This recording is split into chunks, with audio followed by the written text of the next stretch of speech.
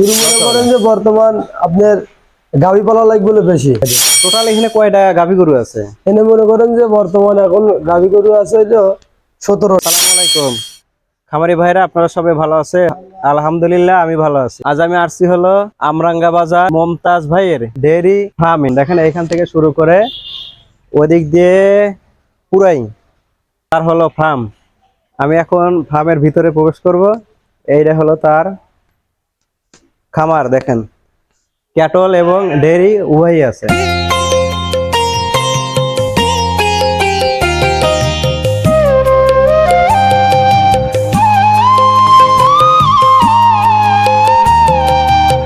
এটা হলো মমতাজ ভাইয়ের বিশাল বড় মানে গাভী গরুর খামার। এগুলো সবগুলো হলো হলস্টিন ফ্রিজিয়ান জাতের গাভী। এই খামারে যে এই গাভীগুলো যে পরিচর্যা করে এ হলো রাজীব ভাই, সে দেখাশোনা করে। এখন আমি রাজীব ভাইয়ের সাথে একটু কথা বলবো। রাজীব ভাই, আপনি ভালো আছেন? জি ভালো আছে। এই খামারে যতগুলো মানে এগুলো সবই কি আপনি পরিচর্যা করেন? হ্যাঁ আমি পর্যন্ত 3 জন আছে। আপনার 3 জন আছে? 3 জন কাজ করি। তার মানে আর 2 জন বাইরে আছে। হ্যাঁ বাইরে আছে। টোটাল এখানে কয়টা গাভী গরু আছে? এনে মনে করেন যে বর্তমান এখন গাভী গরু আছে যে 17টা। 17টা গাভী আছে। হ্যাঁ 17টা। সবগুলাই কি দুধালো? না দোয়াই হলো 15টা। 15টা মানে দুধ দেয়। দুধ দেয় 15টা। হ্যাঁ কোয়ালিটির হয়ে দুধ হয় এক একটায়? দুধ একটা মনে করেন যে 15 লিটার আছে, 10 লিটার, 12 লিটার, 20 লিটার পর্যন্ত হয়। এক একটা 20 লিটার? এক এক সবটা হয় না, মানে হ্যাঁ গরু অনুযায়ী? হ্যাঁ গরু অনুযায়ী এক একটার এক এক ইয়ে হয়। এক একটা এক এক মনে করেন। সবগুলাই হলো গাভী গরু না? হ্যাঁ এই সাইডে সবগুলো গাভী। এগুলা এই সাইডে সবগুলাই গাভী? আর ওই সাইডে ছোট বাছুর আছে আর আছে। ওই সাইডে আসলে সার? হ্যাঁ সবগুলাই কি ফিজিয়ান? দেশাল আছে 3টা আছে। দেশাল আছে 3টা? দুটি আছে দেশাল। দর্শক ভাইরা, এই সাইডে হলো মানে এই সাইডে সব কলি হলো গাভী গরু, সব হলস্টিন ফিজিয়ান। ওই পাশে আছে হলো ষাঁড় গরু, বিশাল বিশাল বড় ষাঁড় গরু। এখন আসেন আমরা ওই পাশে যাবো। এই সবগুলা হলো যে গাভীর যতগুলা আছে সবগুলা গাভীর বাছুরগুলো সবাই দেখেন যে এইখানে রাখছে। এই যে সবগুলা এখানে রাখছে। কয়টা বাছুর আছে মোট? এখানে আছে হইলো তার 9টা বাছুর আছে। 9টা বাছুর আছে। এই পাশে হলো ষাঁড় গরু। এই দেখেন প্রায় ওজন হলো 10 থেকে 12 মণ। তালিকা কি কি রাখেন? এগুলো বর্তমান ভুসি দেয়, ওই যে আছে গুঁড়ো খাওয়াই, আর মনে করেন যে ওই মুসুরি খেসারি ভুসি হয়।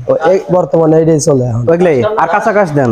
না এগুলো খ্যার খাওয়াই, এগুলো ঘাস খাওয়াই না। ঘাস এগুলোতে এখনো ঘাস খাওয়ান না? না এগুলো ঘাস হঠাৎ লটাই খাওয়াই, তাছাড়া খ্যারই খাওয়াই আর কি। ও এই যে এটাও ষাঁড় গরু হলস্টিন ফ্রিজিয়ানের।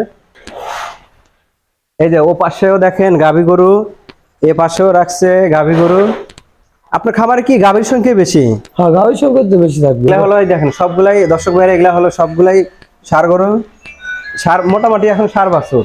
ওই পাশের গুলা ষাঁড় গরু, ও পাশে ষাঁড়। মাঝখানে আপনার দেশি ষাঁড় গরু আছে কয়েকটা। আছে এই যে এইটা একটা দেখেন দেশি ষাঁড় গরু, আর ওই পাশে একটা আছে। আপনি তো এই খামার পরিচর্যা করেন, জি। এইখানে কি খামারে কি আসলে লাভ আছে না লস আছে? লাভ আছে।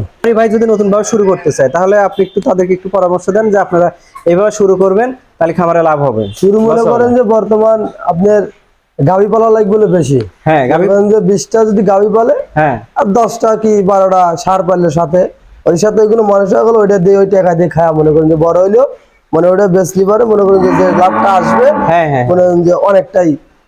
খামারে যদি গাভী থাকে, গাভী থাকলে যে গাভীর থেকে যে দুধগুলো হবে ওই দুধ বিক্রি করেই আপনি যদি আদার সাইড আরো 10-12টা ষাঁড় গরু পালেন, তাহলে ওই দুধের থেকে আপনার গাভী গরু খাবে, প্লাস হলো ষাঁড় গরুর মানে খাদ্য হয়ে গেল।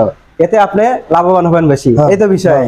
আর মনে করেন যে বছর সালে বাছরটা হইলো, মনে করেন যে বাছরটা বেচলে বাছরটা মনে করেন যে ওইটা লাভ হইতো।